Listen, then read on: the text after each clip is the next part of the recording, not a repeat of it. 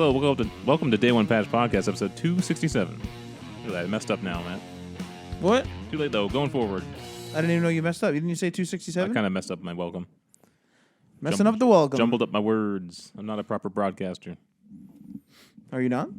You're an internet broadcaster. I mean, we've done 267 of these. I almost called you an IBS, but then realized that's irritable bowel syndrome. So Yeah, thank you. Top stories. This one I put in there because I know you'd like it. Bethesda acquires new studio to make more mobile games. Oh man, can't wait. Yep.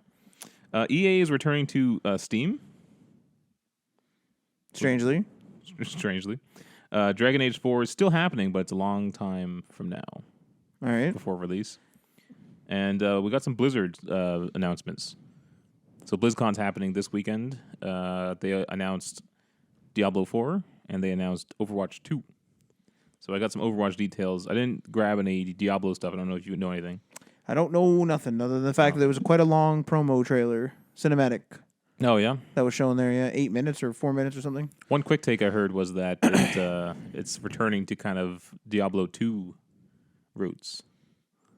A little more dark, a little more gritty. Yeah, I would say that 3 was a bit... I mean, it was pretty gritty at times, but I would say that 3 was a bit more modern-esque. It seemed like lighthearted, too. Like the characters are making jokes and stuff. I'm not sure how the other two are. Yeah. But 3 was very kind of... We're fighting creatures. The first one's very like, Tristram is dying, Jesus Christ, help us. And then the second one's very much like, the whole world is dying, help us. Like, it's pretty bad. I liked 3. I was a big fan of 3. And it was my first one, though. I will say that, like, people get in, like, what I don't really get about Diablo is that people seem to be super into the world, but then when they play the game, they just keep doing the same quests over and over again. And that's very... The grind for loot? There's the grind for loot, and like I've always thought like that kind of breaks the lore for me and then makes it so that I don't even care what environment I'm in, pretty much. I don't know. I have a weird history with Diablo. Like, I've played the story, but like it seemed that no one cared about the story. But then when like they release a Diablo, it seems like everybody cares about the story. Yeah. But then when I see people play Diablo in the real world, I never see that reflected. No one seems to care about the cutscenes and stuff past the first time, and even then, they don't really seem to mention it. They just seem to be like, "I need to go to the fort to get like this ring." But that seems to be the effect of any kind of MMO-esque type of game, or just multiplayer only type of game. Yeah, where it's like you play it through once, you get this gist of the story, but you had to keep playing the game, and so you don't really care about the story at that point. Yes, but what I guess I mean is like I think a Diablo is maybe it deserves more of a story game. Like I play Diablo more so like I go through it, then I'm kind of done. Whereas people are like, oh, it's a new season, a new ladder or whatever. Let's go through it again. And it's like, why? Mm-hmm. Like, why do I keep deleting this character over and over again and like being, oh, like let's do another ladder character? Because I'm not going to get to the top of the ladder because there's people that stream and there's people that just play all day anyway. So it's like I'm not going to beat them. And plus, what am I doing? Like, I don't know. All right. I guess first off, Matt, what's new? What's happening? What are you playing? Well, we've determined that I'm on a huge multiplayer kick. Yeah. It's a bit of a problem. Not a problem. It's just a little weird, I guess. So I've been playing Red Dead. I'm playing the new Modern Warfare. And then I've been playing... the hell else have I been playing? 76. 76 is probably the lesser of those. Modern Warfare is new, so it's kind of the biggest one. And then Red Dead's like a pretty steady sort of iteration. But like I don't seem to be doing anything else, which is weird. Usually I'm playing a bunch of single player games. Like I started Origins, like Assassin's Creed Origins, and I just haven't touched it since.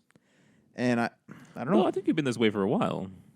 You don't seem to play much single player games because you even said like you rarely play unless someone else is on. Really, that's true. Yeah, that's very true. The only time to really do that is with multiplayer games. Like, do you want to sit there in a party and play like Origins? I would, yeah. Yeah, I would. Like, I would, but like since there's stuff to play, like you know what I mean. You feel obligated to play with like a game that you have with friends. I feel obligated, but I also want to usually. Yeah. Like I'm fine with playing something like Red Dead or something. The weird thing I would say is that if no one's online, it's not like I'm just sitting there doing nothing. I'm just like sitting there like I don't know, like reading news or just like fucking around on my computer because I like I like to mess around with servers and stuff like that. So I just like mess around with stuff. It's almost like I'm wasting time, but I'm just like I always have something on the go. I don't know. I'm weird. Like I don't know what I do. Like, cause I'll sit at the computer for several hours, and then just be like it'll be post work because I work on the computer, so Right. post work, and I'll like jump on with you guys, and you guys go offline. So then sometimes I'll stay on, but then sometimes I'm like, okay, I'll like stop, and I'll like throw something. I'll notice myself like throwing on a show, and then going on my computer and not watching the show at all, realizing I have to go back and like just replay that full episode or whatever, and then I'm just like, what the fuck was I even doing on my computer? Mm-hmm. Like I was just messing around with like servers and crap, and I'm like, what am I doing? This seems to be a problem with the abundance of content we have nowadays. It's too much. Where it's like, it feels like work, and so you just kind of like, I don't want to do that. And you just go off and do like mindless things. You know what I mean? I find myself doing that. It's like, oh, I have a bunch of books, I have a bunch of comics I need to read, a bunch of games I need to play, and then I'm just watching like YouTube. Yeah, I will say that I will watch stuff that's easier, or I'll throw on a show I've seen before or something. Like it's strange how I don't want to like dive into other things, and I have like a bunch of games on the computer, especially that I could dive in and with the abundance of time like finish. But I don't know. I don't know what's going on. It's weird. I think that's why things like TikTok are so damn popular, because Just time wasters. you're just like a time waster. And it's just like if you miss that meme, like who cares? And it just replays anyway. Yeah. Myself, I have completed the campaign for Call of Duty. There you go. I beat it today. How was that? Fantastic. Really? One of the best campaigns in years. Yeah. Looks incredible. Like the character animations are insane, actually. It's good. It's real good. How do you like? So we've been playing crossplay. You're on the PlayStation, I'm on the Xbox. How are you enjoying that? It's amazing. It's really cool. Do you like the actual multiplayer of the game? Like, do you like that? Do you like Modern Warfare as a game online? I'm enjoying it, but it's like we're playing the same 4 maps over and over again, which is annoying. I don't like the ground war stuff. That's just chaos. The ground war stuff I actually find fun if the squad communicates. So like the squads are kind of smaller, or they are smaller, and so I will say that I enjoy playing with, like, if it's, so we have like our buddy Nate and Alex, and then you're online, so there's 4 of us. I find that that's fun, like if we're all communicating. I don't think you've been in one of those matches yet, so like you haven't joined. We've always had just like a blue dot or whatever in our squad. Mm-hmm. But like when it's Nate, Alex, and I, like it's pretty fun because we'll be like, oh, we have to go take out that building, or like one of us will spot, because one of the issues with ground war, in my experience, is I'm always seems to be in the wrong spot. Right. And so I'm like capturing a flag way behind enemy lines, and they're not responding. The enemy isn't responding because they're way up fighting, and I never know where the fighting is. And Alex kind of experienced the same thing. But we seem to be, like, when we're all together, it seems to be like one of us will see, oh, there's fighting in that warehouse, let's go take over that warehouse. And so it becomes more like the standard Call of Duty, or like even similar to Battlefield.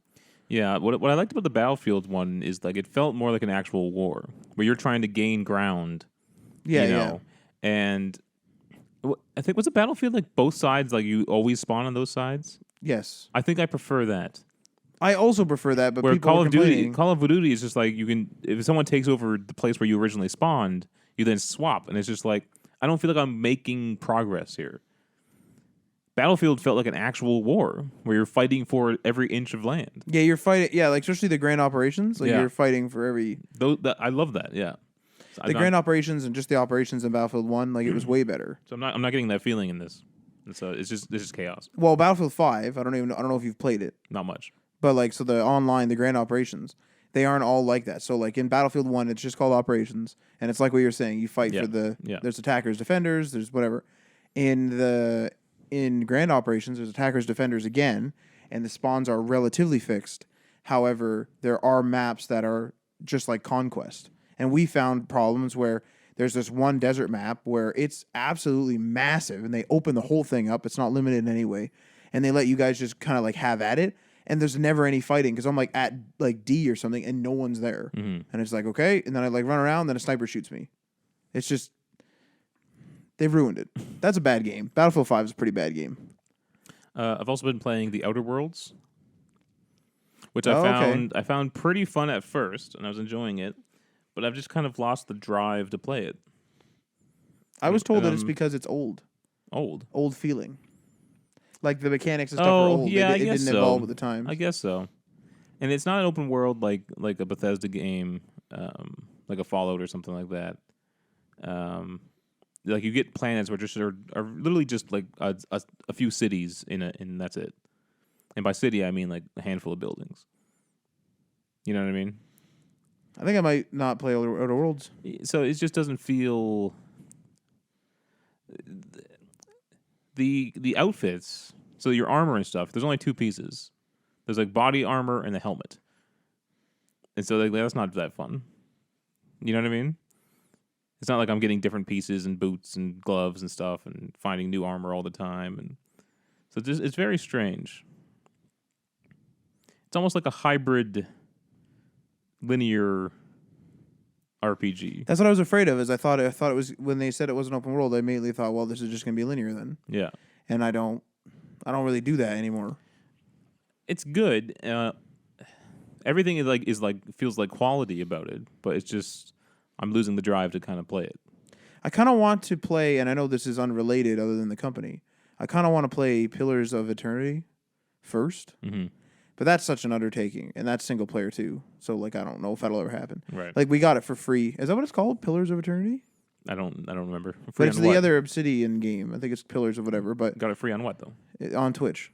It Oh, was one of those okay. like summer games where they Right. gave it away to Prime members. But I kind of want to play that because I think there's two of them now, or they're making a second one or whatever. Okay. And it's just one of those games where I thought that like that's open world-esque. It's Diablo-like, and it's also like a good example of what Obsidian can do, I think.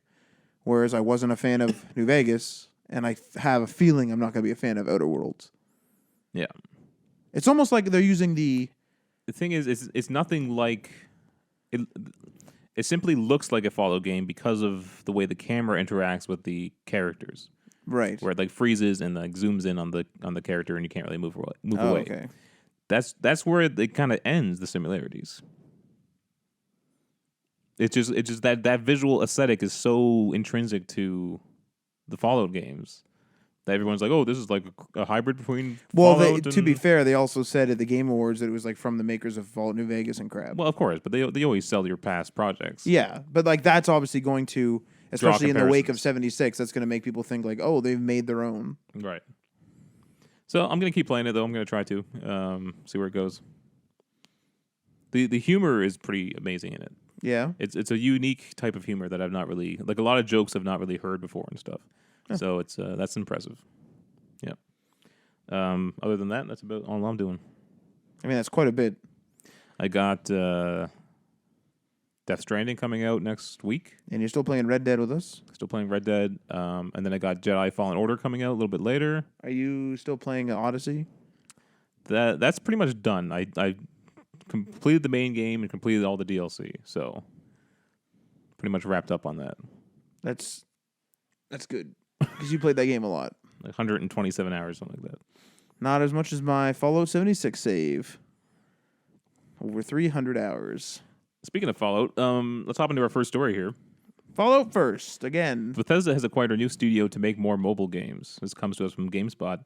Bethesda, the publisher of Fallout and Elder Scrolls, has acquired a mobile game studio to help bolster its efforts in the space. Bethesda announced that it has acquired the Canadian studio Alpha Dog Games, which developed the action RPG Wraithborn and the action strategy game Monstro City Rampage. Bethesda Vice President of Development Todd Vaughn said in a statement that the publisher was impressed by Alpha Dog's commitment to quality and depth of experience in mobile.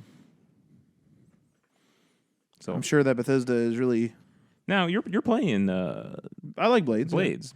I like Blades because it's exactly what I kind of want out of a mobile game. There's no gas or anything that's limiting my play for the most part.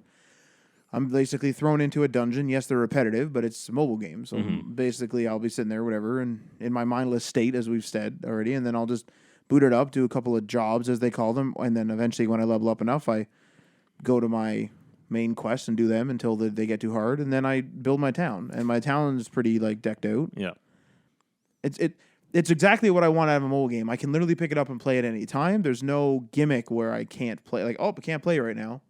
You know? Yeah. There's very few situations. There's been like a couple where I'll be unlocking a chest, like a long one, so it'll be like 6 hours or something. I think that's the gold chest. And then like I'll require equipment repair, but I need the money out of that chest. So like, there's been a couple times like that, but like those are few and far between, and you can easily avoid them. Mm-hmm. And you played Fallout Shelter for quite a bit too.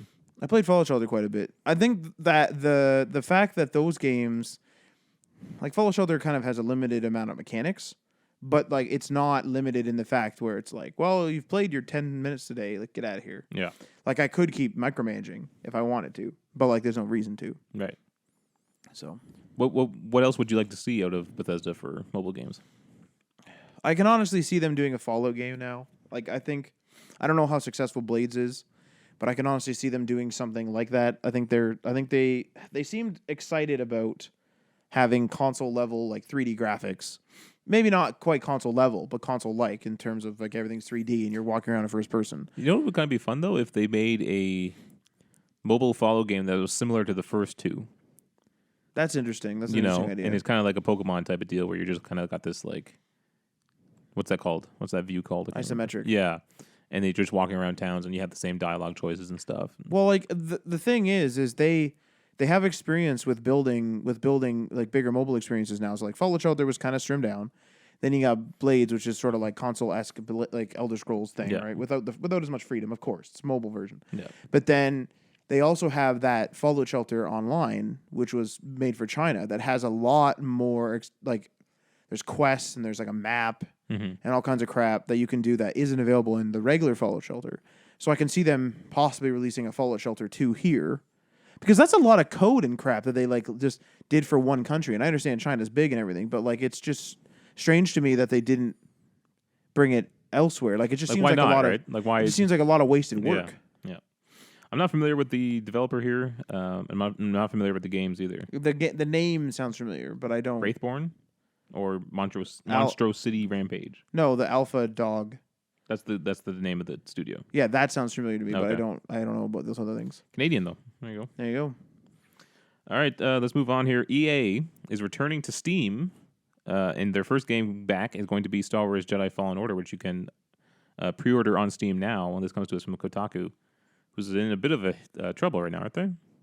Something happened. I don't know. I didn't. Somehow, like all the people I follow are like game journalists. They all know what's happening in the game journalism world, and like I'm just like out in the middle of nowhere, being like, "What happened? Can someone please tell me what happened?" Well, you don't listen to the podcast Reply All, right? No. Okay, so Reply All has this one segment where I actually don't remember the name of the segment, but what the segment entails is they bring up tweets that are written not in code so much as like internet code, and so they don't really make much sense in English, or like they seem like a sentence out of context, or they seem very strangely written. Yeah. And then they try to get the one director or whatever he is to decode what it is. And so like over the years he's gotten better at it, and he'll be like, "Oh, this is referring to this incident in the news because it was tweeted at this time," and crap.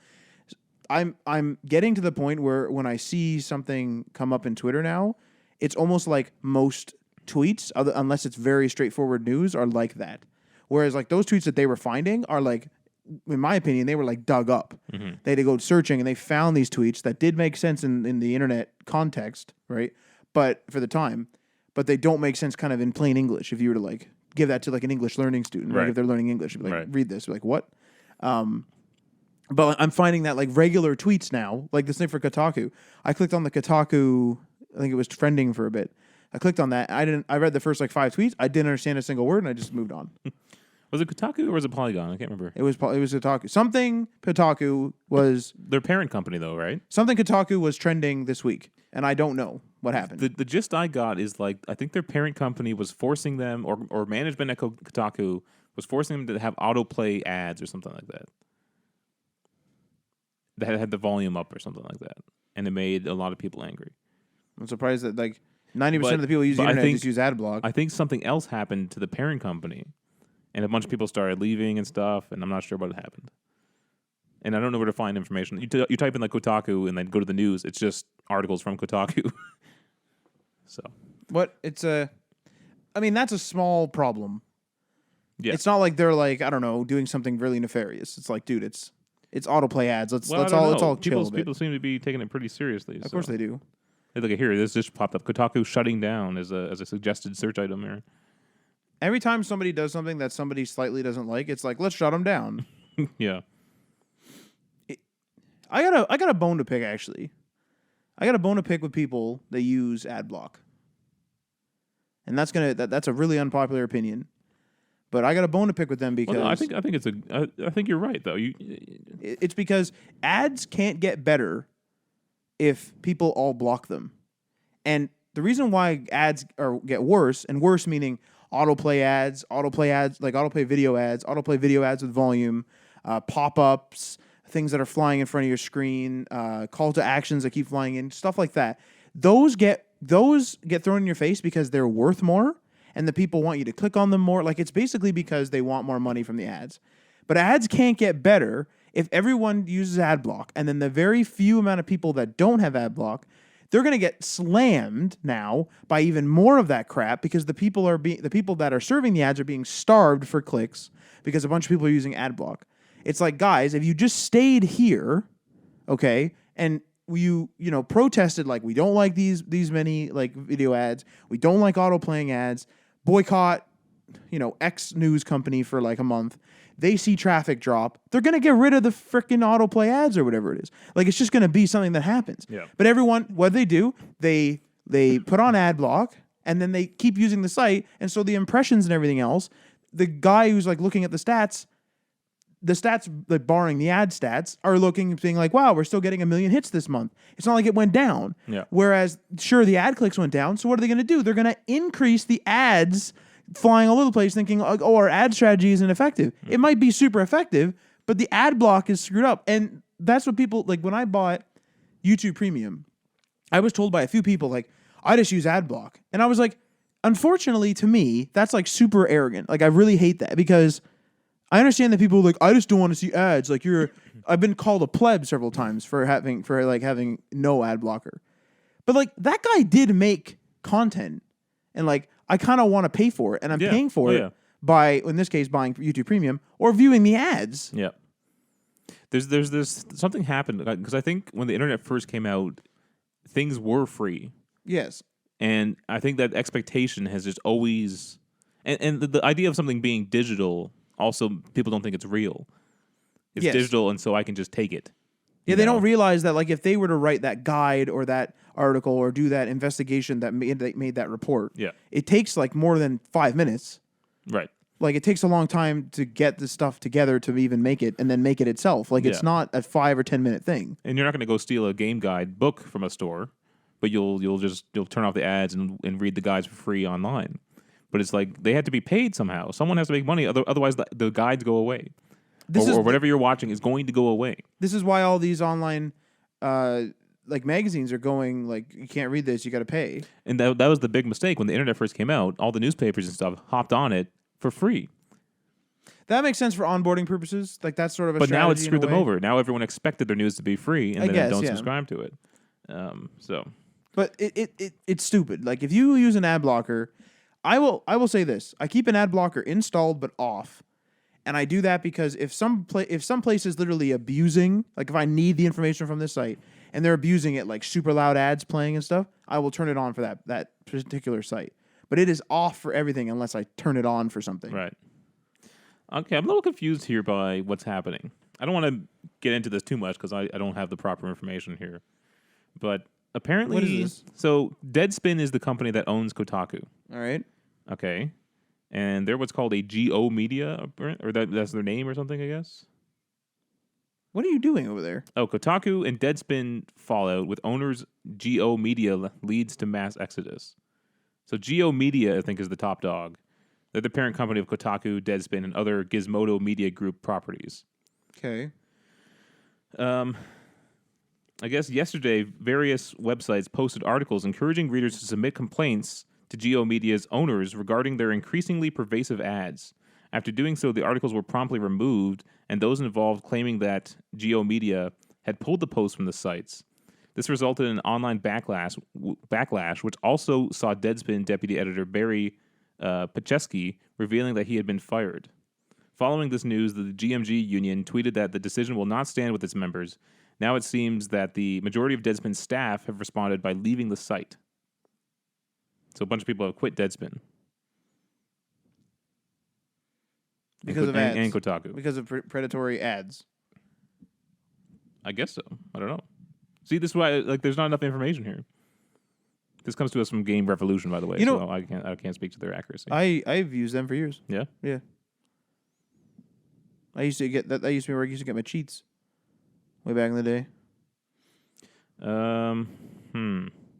According to the Daily Beast's Max Tanny, a Geo Media spokesperson, pointed to Deadspin not being able to work within an incredibly broad coverage mandate. I got a problem with stuff like this sometimes. Doesn't this seem a bit too rash? See, that's why I'm thinking I don't know the whole picture. Like but it does seem that online controversy leads to people like I would have a really hard time even like I'm not really supporting anybody right in my daily life. I don't have like kids or anything. I can't see myself even in my situation being like, you know what, that's it. Predatory ads and somebody got shut down. I'm leaving. Like I could see myself leaving in a bad circumstance, and I can certainly see myself seeking out another employment while still being employed at the place that I have a problem with.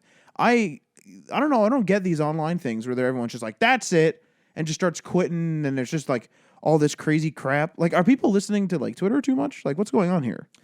I'm not sure. I'm having trouble grasping what happened here. What do you mean?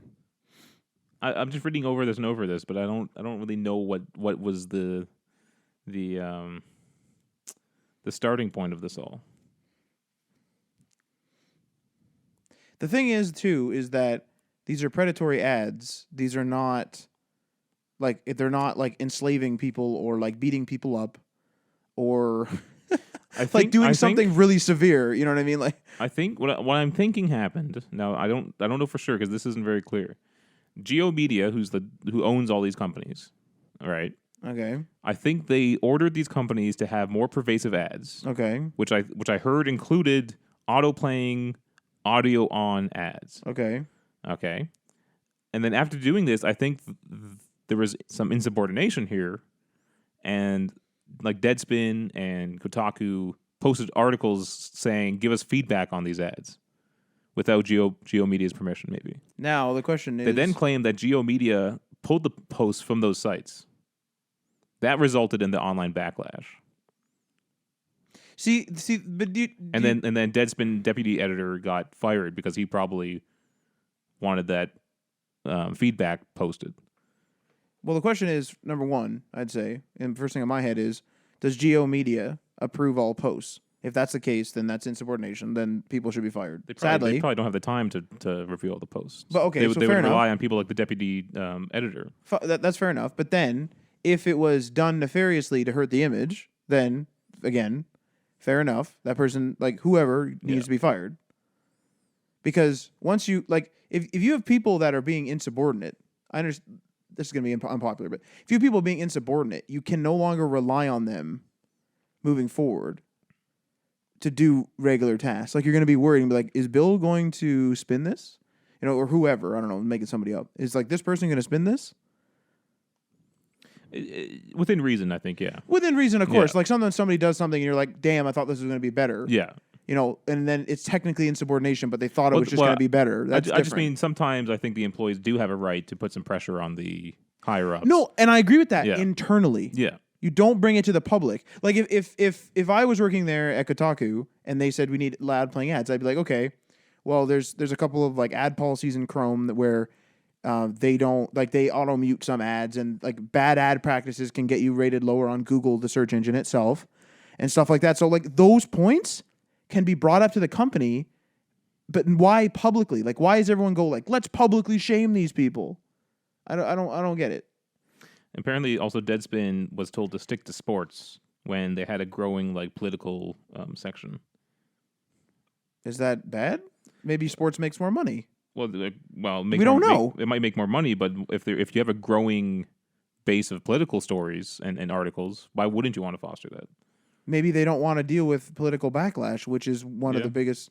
See, this is what I mean. There's not enough information as a public citizen to really grasp what's going on here. But I think that this is a good case. Okay, like we haven't done like a lot of research, as we've made very clear. Yeah. But the thing here is like people are being too rash with stuff. Like I'm one to say I wrote this thing off and stuff like that. Like I'm pretty rash on my own decision making.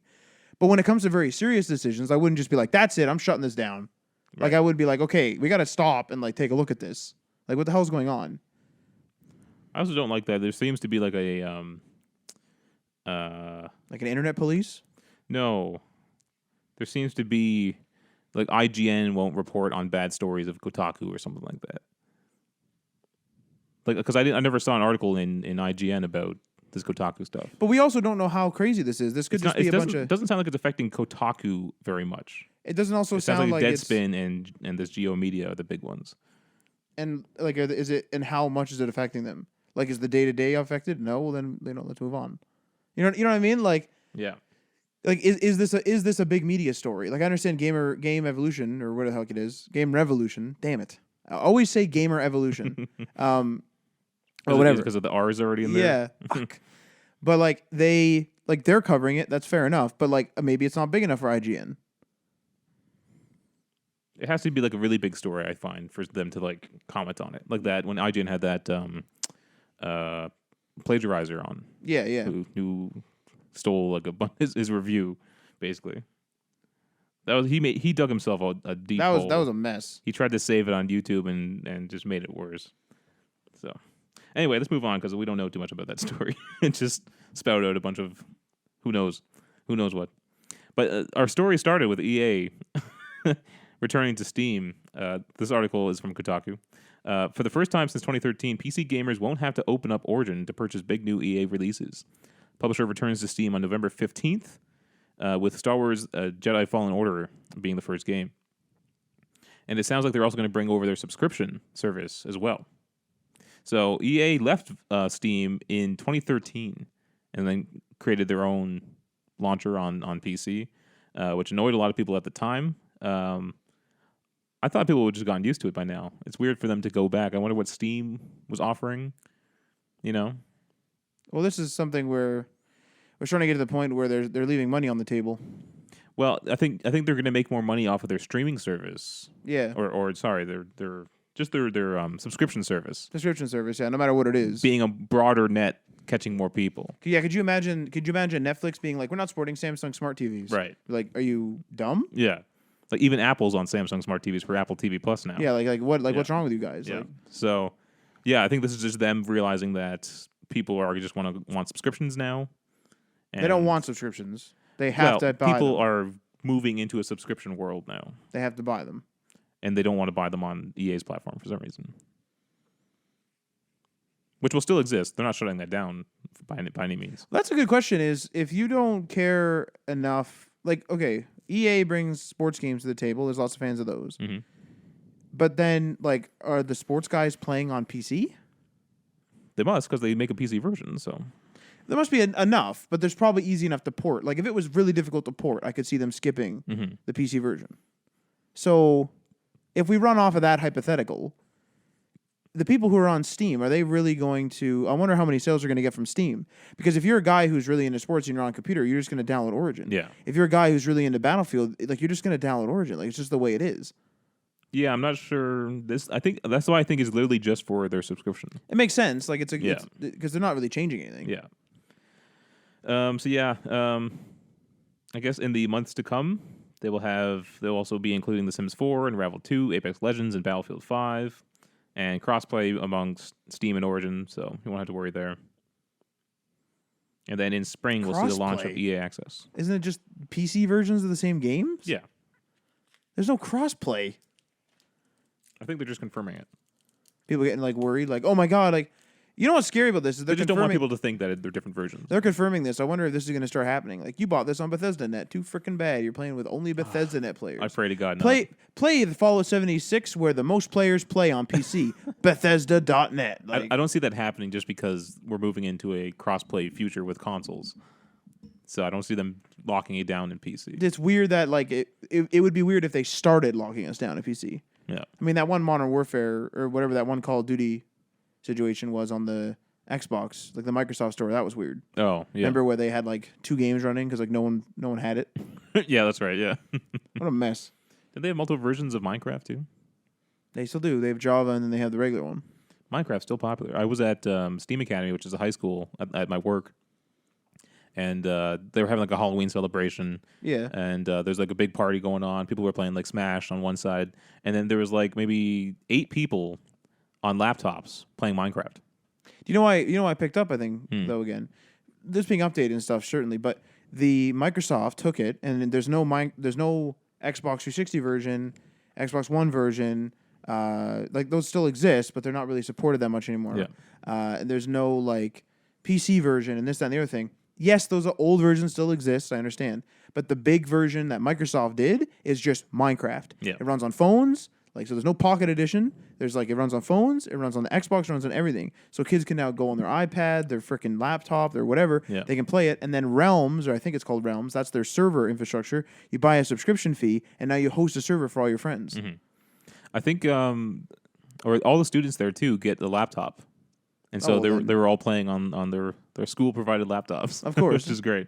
All right. Some more EA news. Dragon Age 4 is still happening, they confirmed, but it's a long time away from a release. Comes to some GameSpot. So yeah, EA basically said we won't see it until fiscal year 2022.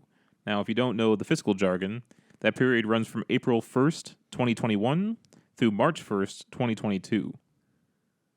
So fans should not expect to see Dragon Age 4 until April 2022 at the earliest. I think this is BioWare's last chance. You might be right. And I have a theory, and it's cynical. Okay. I think they're done. You think Dragon Age 4 is going to be a flop?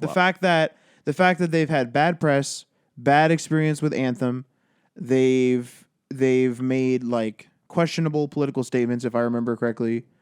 They've done stuff like this, whatever the like this. They got bad vibes going on there, and I think those bad vibes are going to maybe lower employee morale.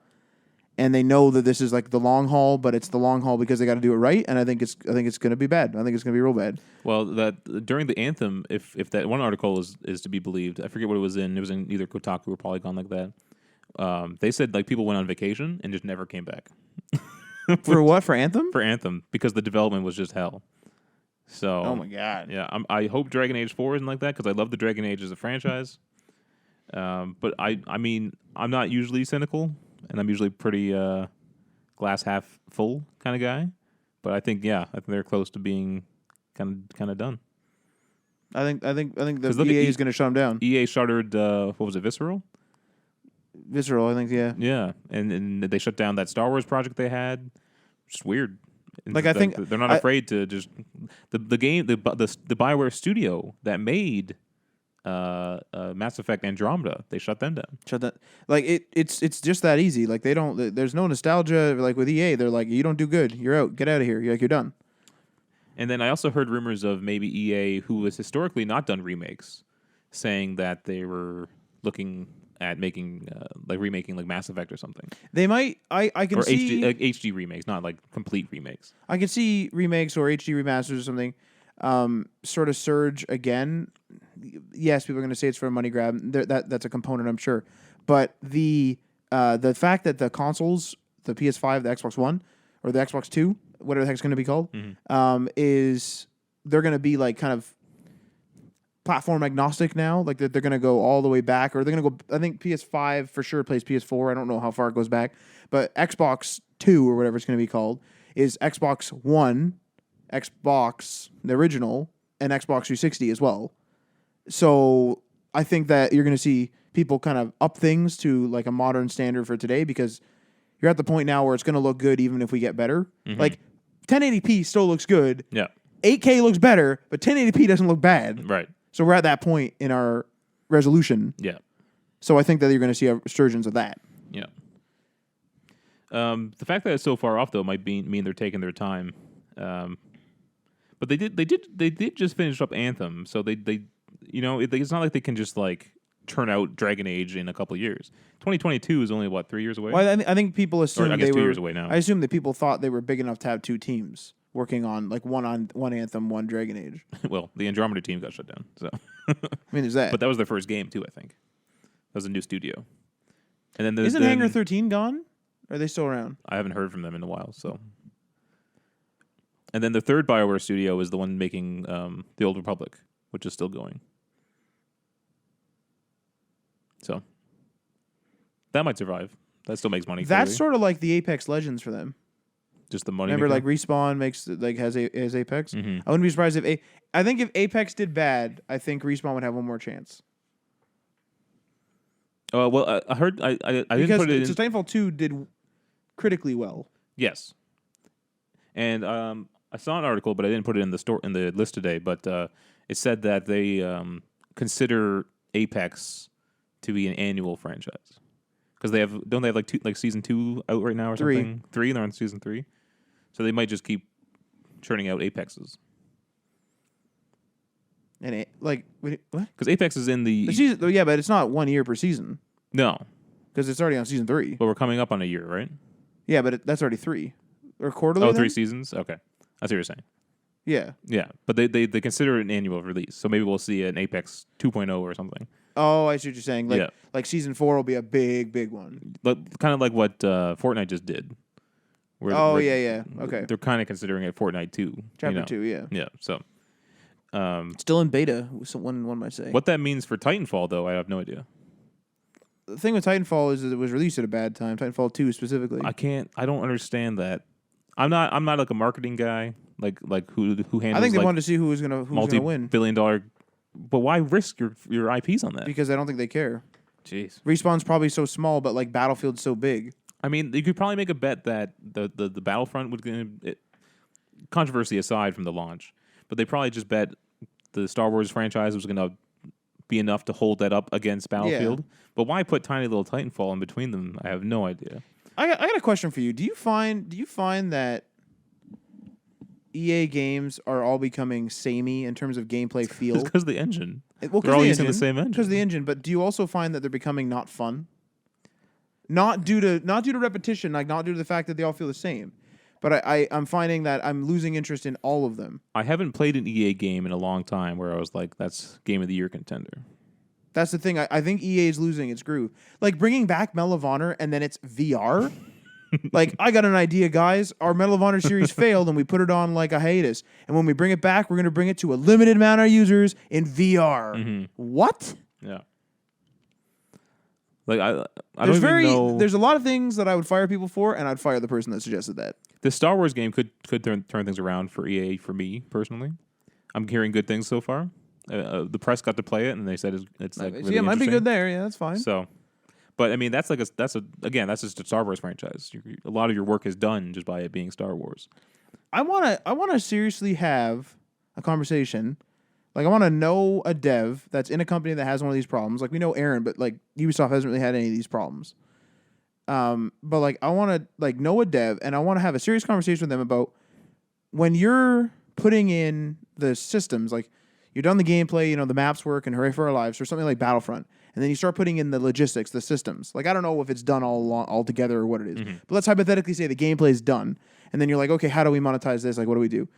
When they put it together, do they know it's going to create havoc, like controversy, big meme thing, like the whole thing? Or is it because there's too many teams, like too many hands in the pot?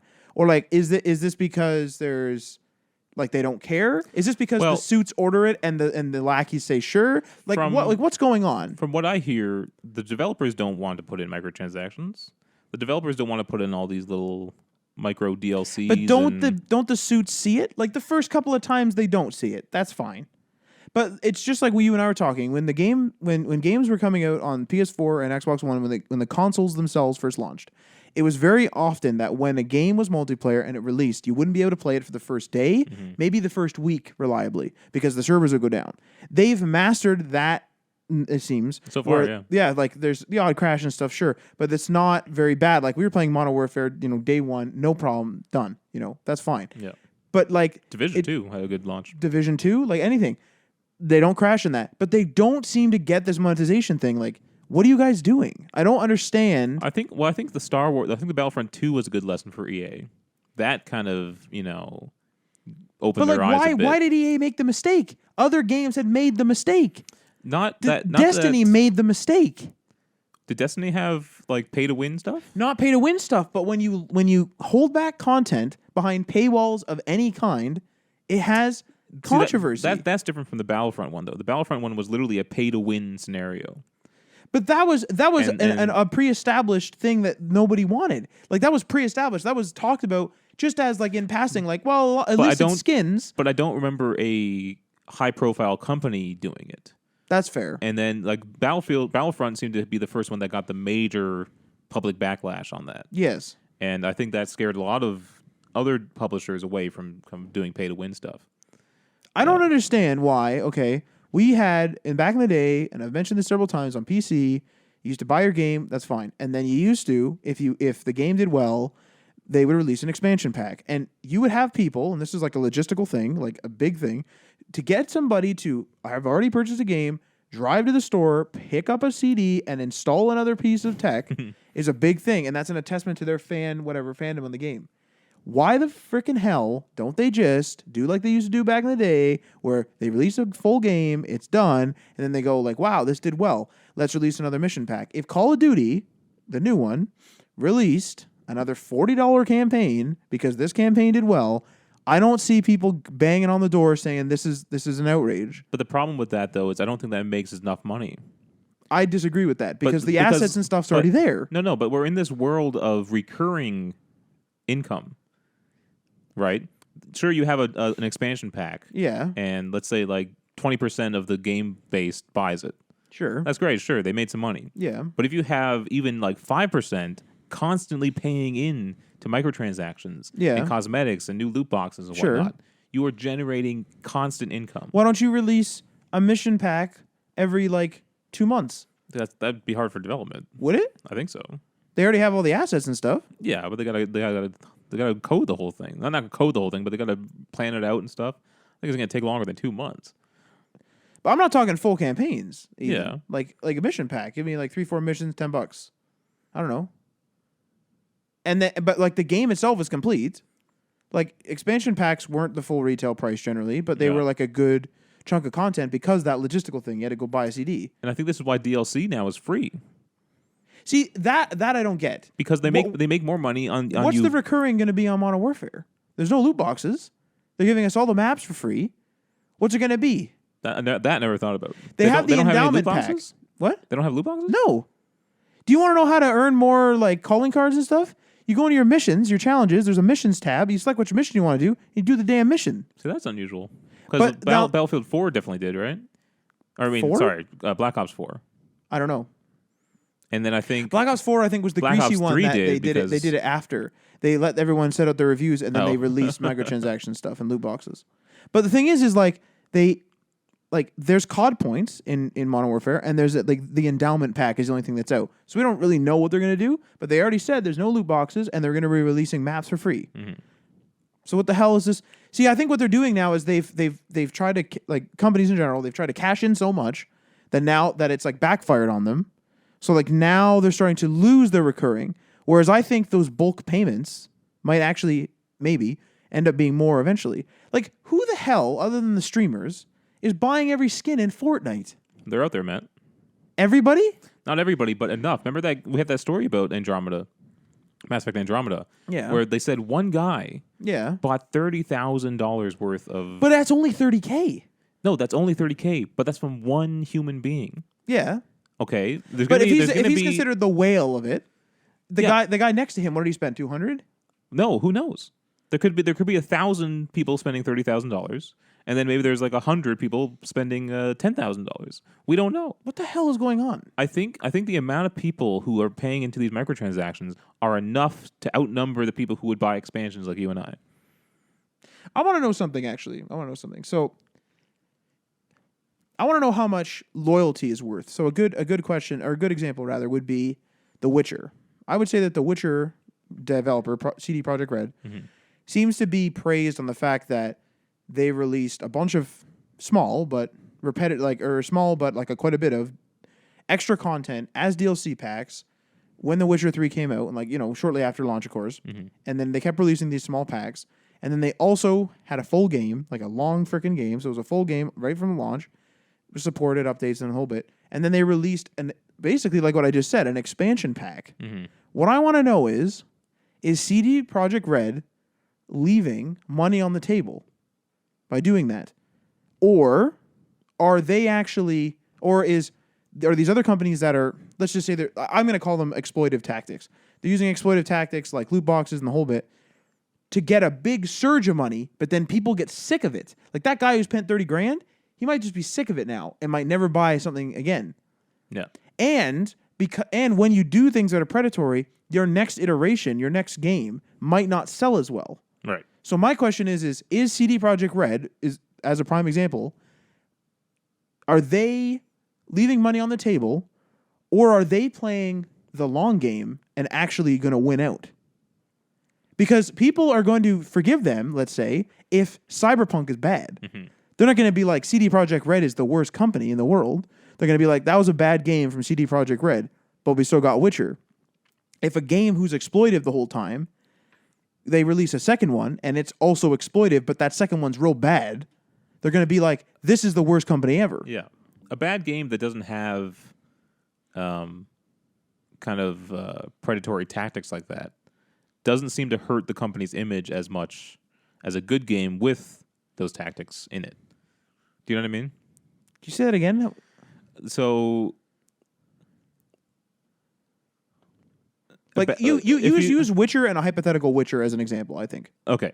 If The Witcher turned out to be a bad game, yeah, that wouldn't hurt CD Projekt Red's image as much as if The Witcher was good and had a bunch of loot boxes and paywalls. You think that it would be hurt more with the loot box version? Yeah. I agree. That's what I mean. Yeah. Are they you if you just make a bad game, they just go, oh, we'll see what they do with the next one. Like that, Death Stranding is controversial. If it's considered widespread bad, it's not going to hurt Kojima's image. No one's going to be like, Kojima sucks. Yeah, I mean, some people will, but not the majority of people. And we're going to be like, okay, let's see what he can build on next, and we'll be anticipating his next game. You know, that's the thing. Like, what's it called? Yakuza. Yakuza is a prime example. Like the Yakuza series does not do any exploitive tactics. They could, and they don't. And I'm wondering if that is like, I trust them not to. I trust it when I buy a Yakuza game. I trust it to not. I trust it to not be like gimmicky. I trust it to not be shitty. Yeah. Maybe that's misplaced trust, but here's what's funny about it's normally like these public companies that are a little more money hungry, right? And Bethesda was like, remember they championed the single player games? Yeah. And they had that whole campaign and stuff. Save Player One, yeah. Yeah. And then they come up with Fallout 76, which is an online only game. Yeah. And then they had even what's the name of the game?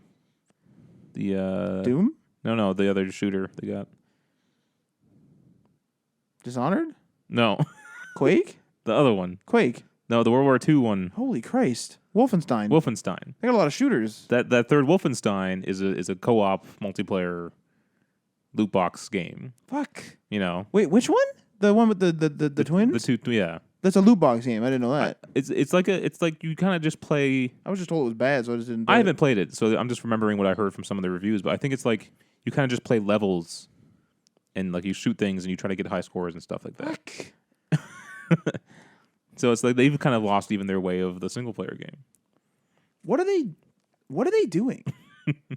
I think they're all searching for. No, but stop. The formula that works. They have. No, but there's you can always what are they doing? You can always find a better formula though. But I don't. There's something to be said for searching for another formula, but there's something to be said about searching for a different formula on all your IP. Like if you're a guy who goes like, if they're like, okay, we're gonna have Fallout and let's just take BGS, like so Bethesda Game Studios. So let's say they make Fallout, that's great, and then they make Elder Scrolls, that's great, and they stay with that formula and they go, well, we want to fish around with new mechanics and like we want to try some new stuff. All right, let's not touch our existing IP, okay, and let's try Starfield. If Starfield sucks because of the mechanics, or if Starfield sucks because of the loot boxes or whatever they try in it, then they say, all right, well, they really liked the gameplay of Starfield, but the loot boxes didn't work. So in the next Fallout, let's adopt these systems and let's not put loot boxes in it. I think the trouble with Fallout 76 in particular is that they need that game to last a long time.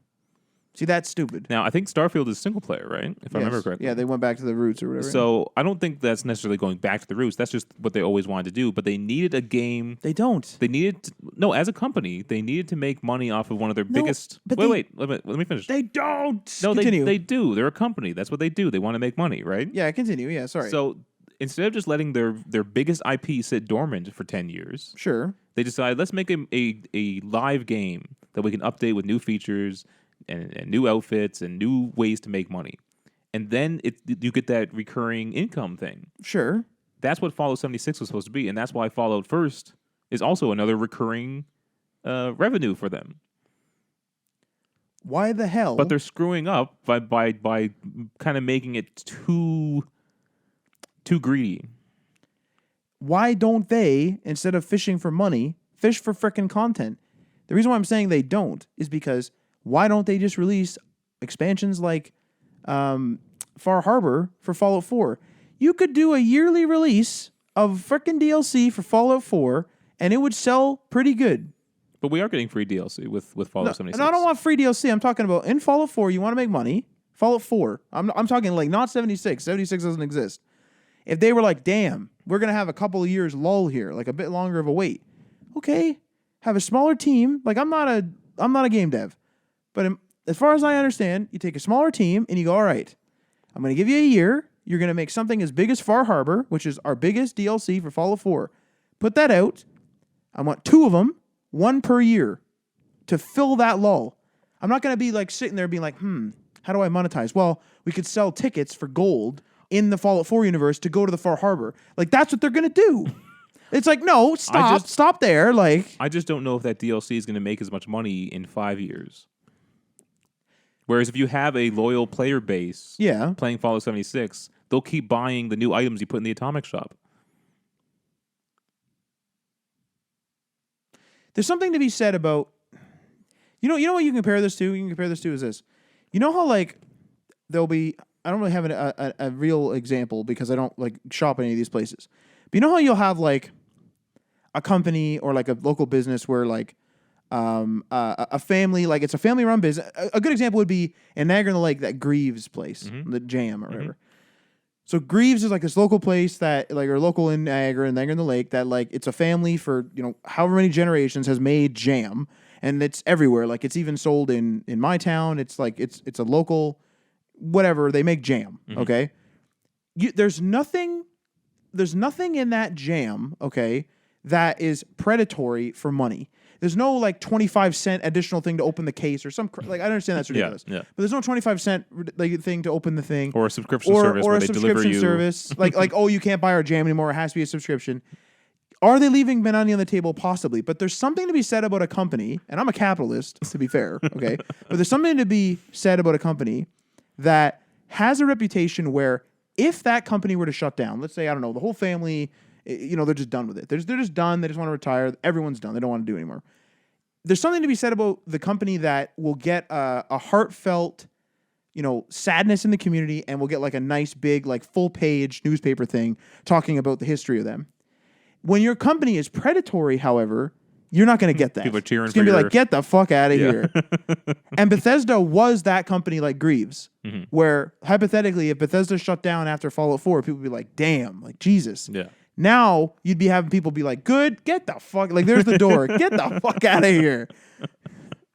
Yeah. Well, I mean, it's gonna be a changing time period with the next gen coming out too, so we'll see what happens. I might get greasier. Whole slew of new games coming out, and subscription services are taking off. I got a new subscription today. So what'd you buy? Apple TV Plus. Oh, fuck, I'm not doing that. Well, of course you wouldn't.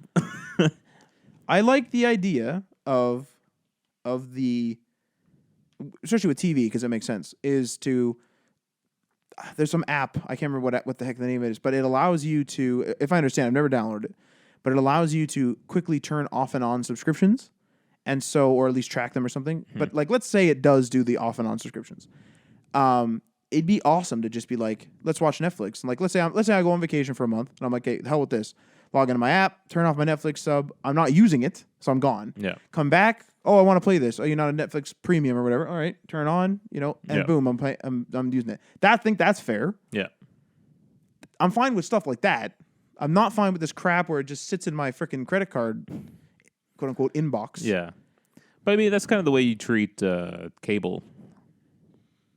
Where it just stays there. Where you were paying for a subscription for it, and so you just always have access to it. The benefit of all these streaming services is it's on demand. You get to choose what you want to watch when.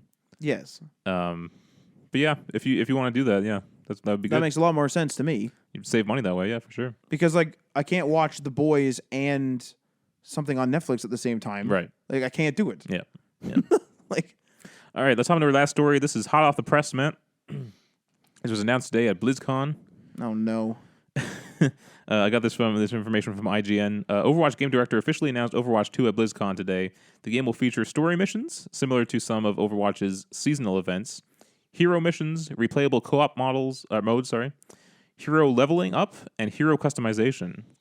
Overwatch 2 will also have a new PvP mode called Push, new maps, and multiple new heroes, including Sojourn, seen in the trailer. What was interesting about this announcement is they said they didn't want to leave their 50 million players behind on Overwatch Original. And so if you're still going to play Overwatch Original, you will have access to all the new maps, and what it sounds like, all the new characters, and be able to play with people playing Overwatch 2. So why buy Overwatch 1? Because you why buy Overwatch 2?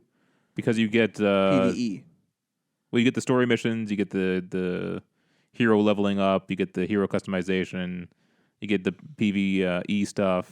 Now there's also crossplay in this game between consoles and PCs. That's what you've told me, yeah. As far as I read a headline that said that, so like I mean, I had to imagine. I think all games are going to go that way now. And the skins crossover to the next gen console. Now hang on, no, yeah. So hang on a minute here. Yeah. I have not seen anyone. I didn't do extensive research, but I have not seen any place where it says whether or not this can happen. So I'll just explain the scenario. Mm-hmm. If you have Overwatch 1 on PS4 and then you buy Overwatch 2 on PS4 and you like sign into the same account or whatever, your skins will, continue over.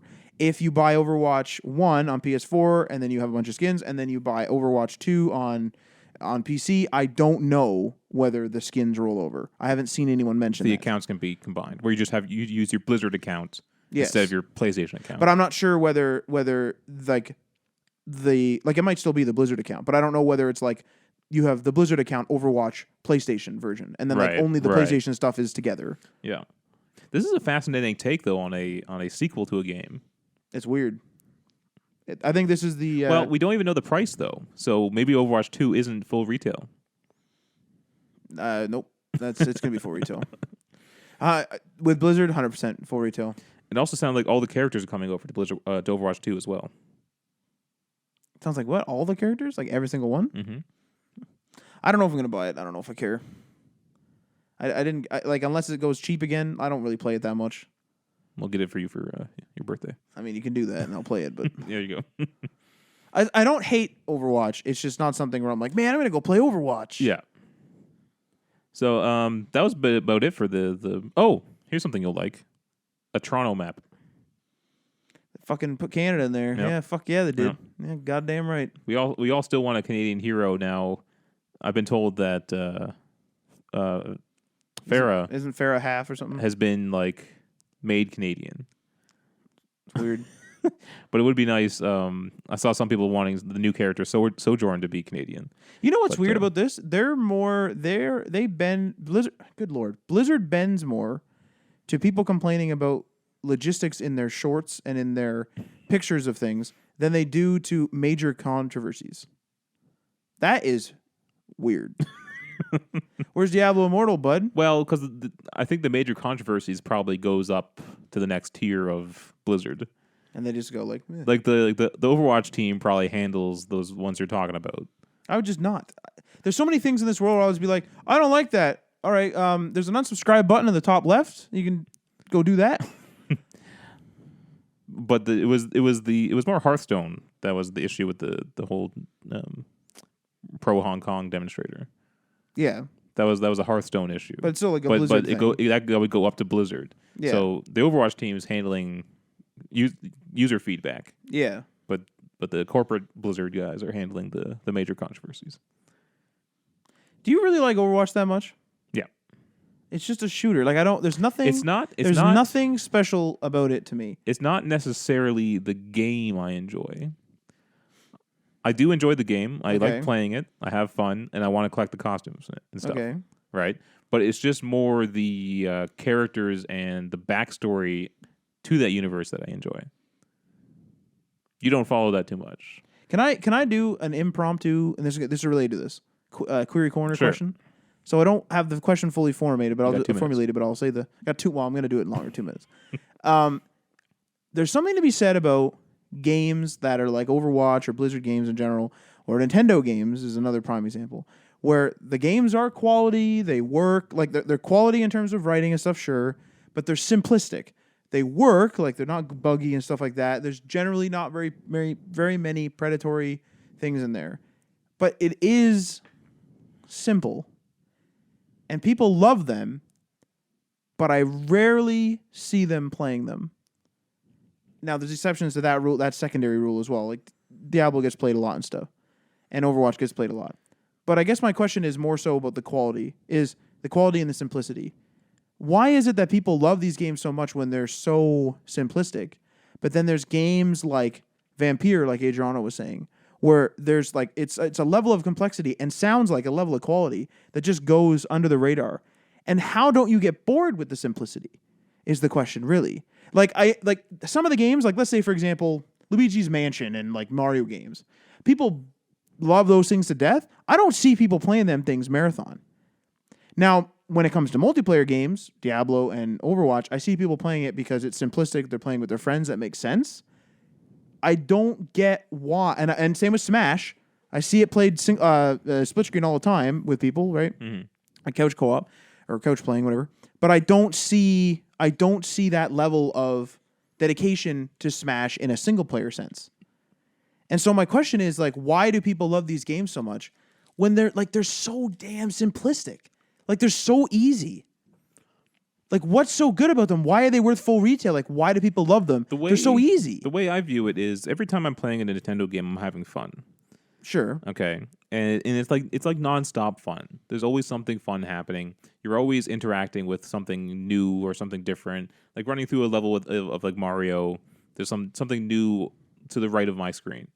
You know? Whereas Assassin's Creed or something like that, some big massive game, it's like I'm running for like 5 minutes only to press X on a character, watch a like 2-minute cutscene, and then I'm running for like 10 minutes in the opposite direction, and then I'm like mashing R1, and then I'm running back, and I'm pressing X. Do you know what I mean? Yeah, like it's still simplistic, but in some ways, it's more the gameplay is more simplistic. Yeah, and it's the fun is just more the world and stuff like that. Whereas Nintendo games are just fun. They're just fun games. But you don't love Mario? I don't. I wasn't a Nintendo kid. A lot of people who are Nintendo kids are big Nintendo fans. Like I was a Sega kid. I used to play PC games, and I used to have the Sega Smash Pack on PC. And I was a PlayStation kid. And that's why I love PlayStation now. But the thing is like I acknowledge that I don't play Sonic all the time. Mm-hmm. I acknowledge that I really enjoy Sonic. But Sega kind of had a hit in quality of all their games. But like even then, like there's a lot of like Sonic Mania is an attestament to the old games. I just wonder if Sega continued with consoles. Sure. And was a big console player now, you'd probably be a big fan of Sega. I got a freaking Dreamcast shirt on. So you know what I mean? There's something going on. I understand that point. That's a good point where you're always having fun with those games. But like maybe I just want depth from my games. I don't know. There's something. That's the difference. I want depth from my games too. And you can't get depth from simplicity. Although Zelda, I guess you could. But that is a step further. Yeah. Like I would say my favorite Nintendo title is Link's Awakening. But that's a pretty in-depth game. Mm-hmm. Like it's simplistic in mechanics, like most games are. Like there's you're never wiring a rocket and to scale or some crap. Yeah.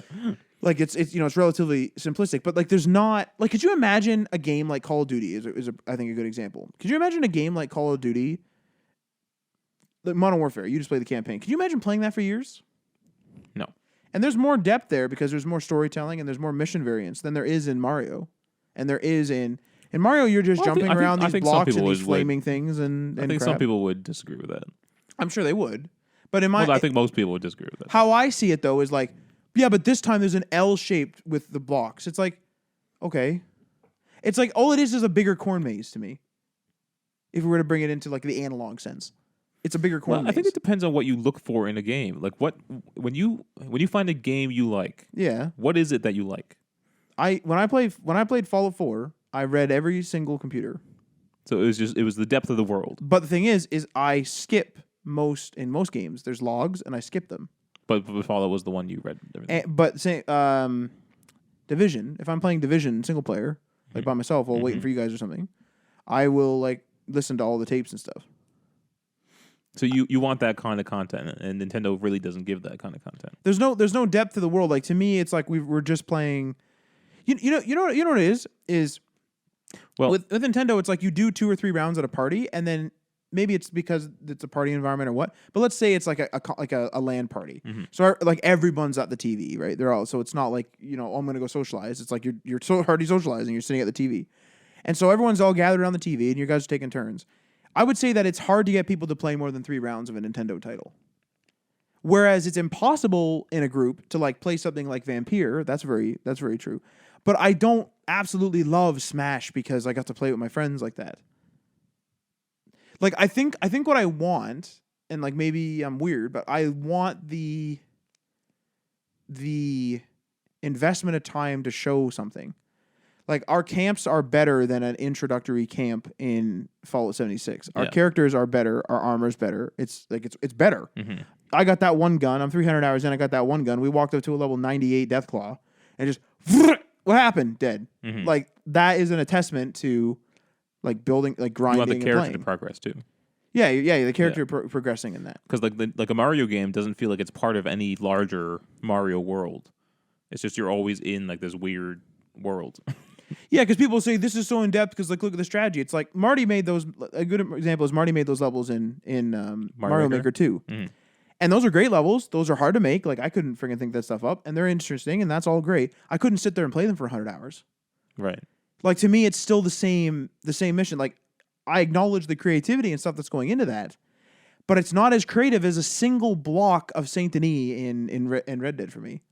Like it's more of an testament to realism, and it's just better. And but this is the great thing I was about to about spoil something, but I won't. This is the great thing about gaming, though, is that there's a variety of games for different types of gamers. You don't have to like Nintendo games just because everyone else likes Nintendo games. You know what I mean? No, I get it. And we do seem to be outliers in the gaming world. Most of the press I follow are big Nintendo guys, or at least know a lot about Nintendo and then love the Switch and stuff like that. I like the idea of the Switch, and I do use my Switch for a bit. Yeah. But even freaking Fortnite, I bought the Battle Pass so I could progress. Even when I was like, I don't really like these skins, I'll still buy it. Like I want the progression. I think. Yeah. Like what am I getting in? One of my favorite Smash titles is Melee, whatever, on GameCube. Mm-hmm. And it was because the people were like playing that. Like you play the game and then your progression was you kept collecting the little trophies and those trophies would go on that like table, and like I liked the idea of like you start with like 1 or 2 trophies and then some people have this table that you have to like zoom out because it's so massive. That's a progression. Mm-hmm. All right, that's all we got. All right, sorry if we offended any Nintendo fans. I don't think we offended any. I didn't call them stupid. I just don't get why something so simplistic can draw so much fandom. I like them. I like playing Smash when we're hanging out. That's fine. I like to try and Marty's levels, but I couldn't do it for 300 hours. I'm pissed off at Fallout 76 and I played it for 300 hours. Like right. You know what I mean? Like come on. Yeah. All right, we'll see you guys next week. Matt and I stream on Twitch on Wednesdays. We just beat Gears 3. Twitch.tv/DamonPatchMedia. We just beat Gears 3 on to Judgment. I wanted to know. No. I want to know whether we should be doing multiplayer games. Do you think people watch that more? I don't know. I'm just curious. Yeah, I'm not sure. Like, what should we stream? I don't know. Maybe we should stream Minecraft. Good lord. I'll do it. And we can both play it. No, yeah, that's right. All right. We'll see you guys. Peace.